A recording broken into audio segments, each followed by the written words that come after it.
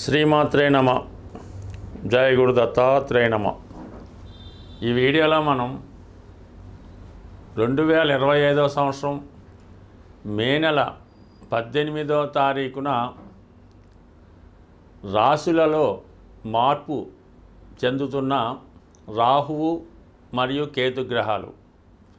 అంటే ప్రస్తుతం రాహు మీనరాశి నుంచి కుంభరాశిలోకి, కేతువు కన్యా రాశి నుంచి సింహరాశిలోకి మారడం జరుగుతుంది. ఇప్పుడు మనం వివిధ రాశుల వారి మీద రాబోయే 18 నెలల్లో కేతుగ్రహం ఎటువంటి ప్రభావాన్ని చూపడం జరుగుతూ ఉంది అన్న విషయాన్ని మనం ఈ వీడియోలో పరిశీలిద్దాం. సాధారణంగా రాహు కేతువులు ఒక 180 degrees యాంగిల్లో ఉంటూ రెండు ఒకేసారి రాశులు మారడం జరుగుతూ ఉంటుంది. అంటే ఇప్పుడు రాహు కేతువు రెండు గ్రహాలు ఒకసారి మారినప్పటికి కూడా రాహు ఏ భావంలో ఉంటాడో ఆ భావం యొక్క ఫలితాల్ని ఎక్స్పాండ్ చేయడం జరుగుతూ ఉంటుంది. అయితే కేతువు ఏ భావంలో ఉంటే ఆ భావ ఫలితాలని తగ్గించడం జరుగుతూ ఉంటుంది. అంటే కేతువు జ్ఞానకారకుడు, వైరాగ్యకారకుడు, అలాగే బ్రహ్మచర్యానికి కారకుడు. ఏదైనా త్యాగానికి సిద్ధంగా ఉండే గ్రహం కేతు గ్రహం కాబట్టి సాధారణంగా కేతువు హృదయంతో ఆలోచించడం జరుగుతూ ఉంటుంది. అంటే రాహు హెడ్, అందుకని రాహుకి ప్రపంచంలో అన్నీ తనకే కావాలని, సంపదంతా తన సొంతమే కావాలని, తను మాత్రమే బాగుండాలని రాహు ఆలోచన ఉంటుంది. రాహు అంటే కేవలం తల, అది ఆకాశం నుంచి భూమిలోకి, అంటే భూమిలో ఉన్నటువంటి తన దేహం కోసం చూస్తూ ఈ ప్రపంచంలో ఉన్నటువంటి కోరికలన్నీ తనకు కావాలని కోరుకుంటాడు రాహు. అందుకే రాహు ప్రభావం ఉన్నటువంటి జాతకులు అనేక అనైతిక అక్రమ మార్గాల ద్వారా ధనాన్ని సంపాదించడం జరుగుతూ ఉంటుంది. మరి కేతు అలా కాదు. కేతు కేవలం మొండె భాగం మాత్రమే, అంటే తల లేకుండా కేవలం మొండెం మాత్రమే ఉంటుంది. మరి కేతువు ఆకాశం వంక చూడటం వల్ల జ్ఞానకారకుడు, వైరాగ్యకారకుడు అవుతూ ఉంటాడు. ఏ కోరిక, వ్యామోహం ఉండదు. మరి అందరూ బాగుండాలి, అందరూ క్షేమంగా ఉండాలి అన్నటువంటి ఆలోచనతో రాహు కేతు ఉండడం జరుగుతుంది. దాని తర్వాత ఏంటంటే కేతువు ఏ భావంలో ఉంటే ఆ భావం మీద వ్యామోహాన్ని, కోరికని తగ్గించడం జరుగుతూ ఉంటుంది. మరి ఈ విధంగా ఈ రాహుకేతువులు మార్పు చెందడం వల్ల మరి వివిధ రాశుల వారి మీద కేతువు యొక్క ప్రభావం ఏ విధంగా ఉంటుంది అన్నది పరిశీలిద్దాం. ఈ వీడియోలో మనం మకర రాశి వారికి మే 18వ తారీఖున మారబోతున్నటువంటి కేతుగ్రహ ప్రభావం ఈ రాశి వారి మీద ఏ విధంగా ఉంటుంది. అంటే మొత్తం కేతువు అష్టమ స్థానంలోకి రావడం జరుగుతూ ఉంటుంది. అష్టమ స్థానం అన్నది సాధారణంగా అప్పటికప్పుడు అనుకోకుండా సడన్గా జరిగే సంఘటనలకు కారణం అవుతూ ఉంటుంది. ఇప్పుడు ఇక్కడ వచ్చినటువంటి కేతుగ్రహం చాలా వరకు జాతకుడికి తన యొక్క వృత్తి వ్యవహారాల్లో కొంత మార్పు రావడం జరుగుతూ ఉంటుంది. మరి గతంలో మీ పైన ఏవైనా ఇబ్బందులు, అపనిందలు, అపవాదులు ఏవైనా ఉంటే అవి కంప్లీట్గా రద్దు అవ్వడం జరుగుతూ ఉంటుంది. అంటే మీ యొక్క పరిశోధనా జ్ఞానం పెరుగుతూ ఉంటుంది.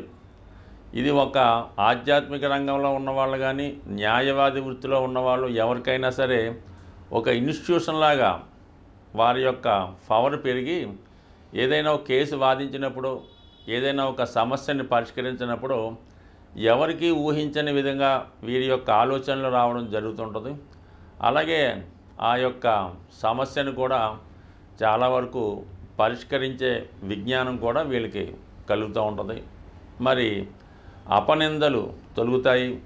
శాస్త్రాలను నిగూఢంగా పరిశోధించాలనే మీ యొక్క ఆలోచన నెరవేరుతుంటుంది. అయితే ఎంత కష్టపడినప్పటికీ, మీరు ఎంత నిజాయితీగా ఉన్నప్పటికీ ఏదో విధంగా మీ మీద బురద జల్లాలనే ప్రయత్నంతో మీరు చెప్పినది ప్రతిదీ కూడా అసత్యమని చాలా వరకు మిమ్మల్ని అన్పాపులర్ చేయడం జరుగుతూ ఉంటుంది.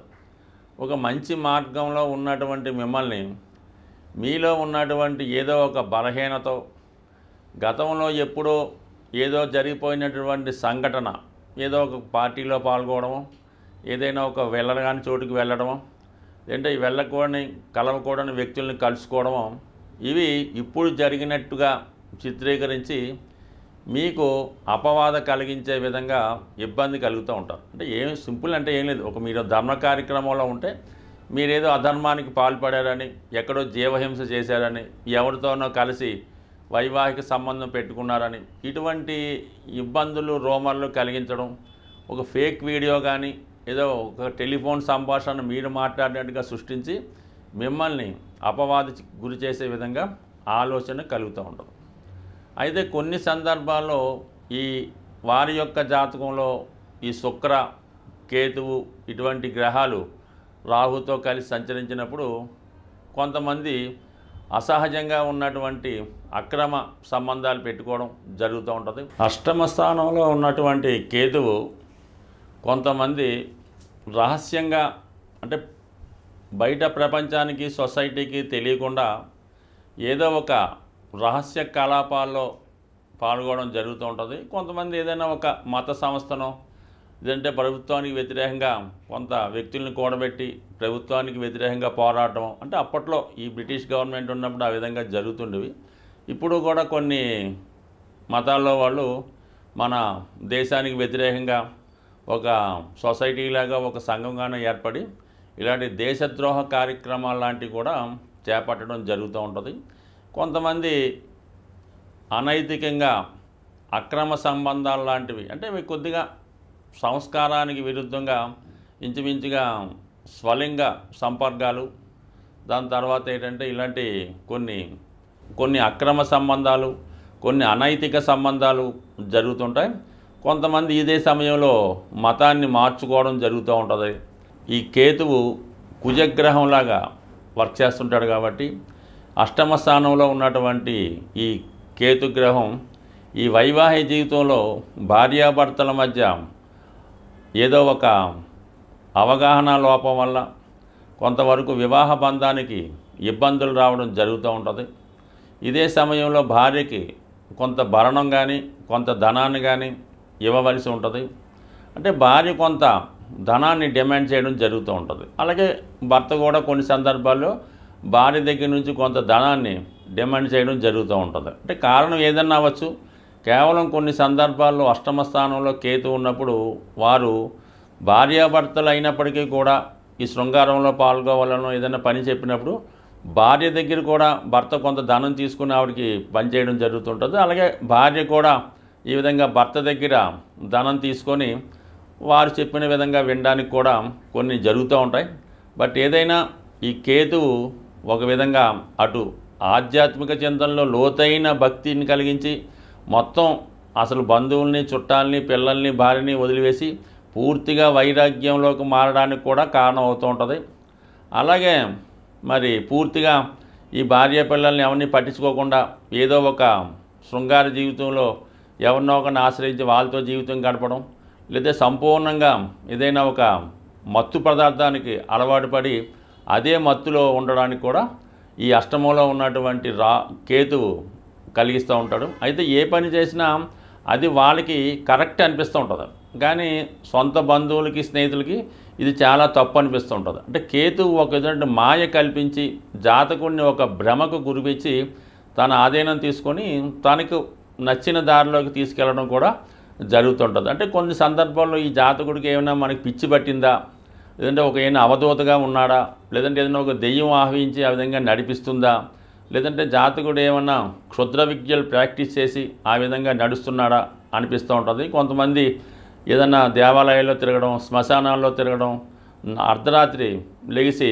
బయట అంటే తిరగడం, కొంతమంది ఏంటంటే ఏదో వేషం వేసుకొని చుట్టుపక్కల వారిని భయభ్రాంతులకు గురి చేయడం కూడా కామన్గా ఇది ఒక పిచ్చిలాగో లేదంటే ఇంకోలాగా నడుస్తూ ఉంటుంది. బట్ ఏదైనా వారి వారు ప్రవర్తన బట్టి వారి వారి జాతకం బట్టి రావడం కూడా నడుస్తూ ఉంటుంది. కేతుగ్రహం మనకి సంపూర్ణంగా సహకరించాలంటే మరి విఘ్నేశ్వరుడి యొక్క ఆరాధన వల్ల మనకి కేతువు సంతృప్తి చెందడం జరుగుతూ ఉంటుంది.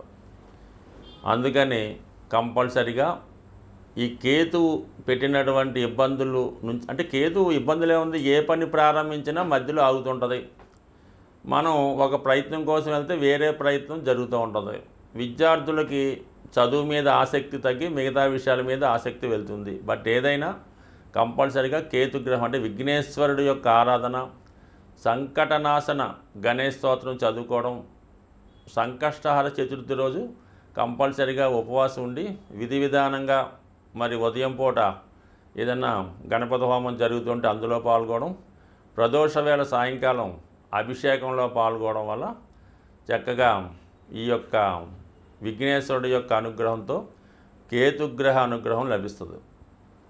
సింపుల్గా ఏంటంటే ఆదివారం కానీ మంగళవారం కానీ ఎండు ఖర్జూరం అన్నది ఒక 7 ఎండు ఖర్జూరాలు, అలాగే ఒక చిల్లర నాణం 10 రూపాయలదో 20 రూపాయల నాణ్యం తీసుకొని మరి అలాగే ఒక 7 మంది సాధువులకి, అక్కడ అంటే సాధువులు అంటే మామూలుగా అక్కడ టెంపుల్ దగ్గర ఉన్నటువంటి ఈ కాషాయ రంగు ధరించిన వాళ్ళకి ఒక 7గురికి డొనేట్ చేయడం వల్ల మనకి కేతుగ్రహ అనుగ్రహం లభిస్తుంది. ఎక్కువగా డ్రై ఫ్రూట్స్ మరి మీరు ఆహారంగా తీసుకున్నా, అదే దేవాలయంలో స్వామికి ప్రసాదంగా నైవేద్యంగా సమర్పించిన కేతుగ్రహ అనుగ్రహం లభించే అవకాశం ఉంది. అంటే పిల్లల యొక్క చదువు తరచూ ఇబ్బంది పడుతుంది, కలలో మనకి పెద్దవాళ్ళు మరణించిన వారు కలలో కనబడుతున్నారు అనుకున్నప్పుడు ఈ పిల్లులు ఉంటాయి కదా, దానికి చక్కగా పాలు అంటే నైవేద్యం అని కాదు, పిల్లులకి పాలు పెట్టడం వల్ల ఈ కేతుగ్రహ దోషం పరిహారం అవుతుంటుంది. అంటే సాధారణంగా పిల్లులకి మరి ఈ ఆత్మలు అవి కనబడుతుంటాయని చెప్తూ ఉంటారు. అది శాస్త్రాల్లో చదవడం తప్ప మనకైతే తెలియదు. కానీ సో ఏదైనా మనం గమనించినప్పుడు అర్థమవుతుంటుంది. ఇంట్లో మన పెంపుడు కుక్కకి ఈ పిల్లులకి కంపల్సరిగా చనిపోయిన వారి యొక్క ఆత్మలు కనబడుతూ ఉంటాయి. ఒక విధంగా కేతువు కూడా ఆత్మ లాంటిదే కాబట్టి ఈ పిల్లులకి పాలు పోయడం వల్ల కూడా కేతుగ్రహ సంపూర్ణ అనుగ్రహం లభిస్తుంది. ఇంకా మీకు మరీ ఇబ్బందులుగా ఉంది, అసలు పిల్లవాడు ఏం మాట పట్టించుకోవట్లేదు, ఏమీ కుటుంబ విషయాలు ఏమీ పట్టించుకోవడం లేదు, చాలా వైరాగ్యంగా ఉన్నాడు, ఏదో పిచ్చి పట్టినట్టు దెయ్యం పట్టినట్టు తిరుగుతున్నాడు, జుట్టు అంతా పెంచుకున్నాడు, బట్టలు మార్చుకోవటం లేదు, స్నానం చేయడం లేదు అనుకున్న వాడిని ఏదైనా అంటే ఈ శ్రీశైలం తిరుపతి లాంటిలో కొన్ని ఆశ్రమాలు ఉంటాయి, ఋషుల యొక్క ఆశ్రమాలు అవి ఉంటుంటాయి, అందులో చేర్పించి కొన్నాళ్ళ పాటు అక్కడ సేవ చేసుకునే విధంగా పెట్టడం కానీ, లేదనుకుంటే కొంతగా బాగుంటే మీ దగ్గరలో ఉన్నటువంటి దేవాలయం పొద్దున్నే ఎర్లీ మార్నింగ్ 4 గంటలు లేచి పరిశుభ్రంగా దాన్ని శుభ్రం చేసి వచ్చిన భక్తులకు సేవ చేయడం ద్వారా కూడా కేతుగ్రహ అనుగ్రహం సంపూర్ణంగా లభిస్తుంది. అలాగే మరి ది బెస్ట్ రెమెడీ అంటే బ్రహ్మముహూర్తంలో లేచి విష్ణు సహస్రం అంటే బ్రహ్మముహూర్తంలో లేచి శుభ్రంగా కాలకృత్యాలు తీర్చుకున్న తర్వాత విష్ణు సహస్రనామాన్ని పారాయణ చేయడం వల్ల సమస్త దోషాలు తొలగే అవకాశం ఉంటుంది. అలాగే శివునికి రుద్రాభిషేకం చేసుకోవడం ద్వారా, అంటే ఏ దైవ కార్యక్రమం చేసుకున్నా కేతువు సంతృప్తి చెందుతూ ఉంటాడు. అంటే కేతువు సంతృప్తి చెందితేనే మీకు మిగతా గ్రహాల యొక్క అనుకూలత అది లభించే అవకాశం ఉంది కాబట్టి, బట్ ఏదైనా ఒక పని చేసినప్పుడు నమ్మకంతో నిజాయితీగా శాస్త్రంలో ఏ విధంగా ఉంటుందో ఆ విధంగానే చేస్తేనే ఫలితం వస్తుంది. దాని తర్వాత ఏంటంటే శాస్త్రాల్లో కూడా శక్తి కొలది అన్నారు. అంటే డబ్బులు లేనివాడు ఏదో ఒక 1/2 లీటర్ ఆవు పాలతో శివుడికి అభిషేకం చేయొచ్చు, కానీ బాగా కోటీశ్వరుడు కూడా అది వర్తించదు. అతని స్థాయికి తగ్గట్టుగా అతను అభిషేకం చేయించుకుంటేనే అతనికి ఆ ఫలితం వస్తుంది తప్ప అందరికీ ఒకే నియమం అయితే ఉండదు. బట్ కానీ పెద్దలు ఎన్ని చెప్పినా మన శక్తి కొలది ఆ పరిహారం చేసినప్పుడు, దేవుని పూజ చేసినప్పుడు ఆ ఫలితం మనకి దక్కుతుంది. కాబట్టి మరి సాధ్యమైనంత వరకు మీకు ఎంతవరకు సాధ్యమవుతుందో అంతవరకు చేయడం వల్ల మనకి ఈ గ్రహశాంతి జరిగి అనుకున్న ఫలితం రావడం జరుగుతూ ఉంటుంది. స్వస్తి.